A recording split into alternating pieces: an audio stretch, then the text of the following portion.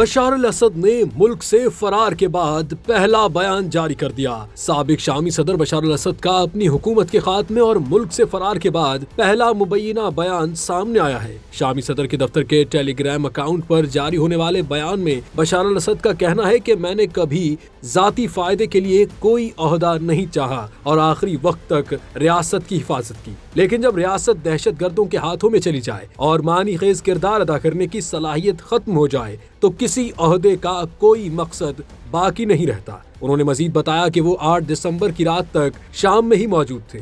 फिर वो लाज़िकिया में हुमैमिया फौजी अड्डे में मुंतकिल हो गए थे जो रूसी फौज के पास है, लेकिन रूसी फौजी अड्डे पर ड्रोन हमलों की वजह से उन्हें शाम से रूस मुंतकिल किया गया।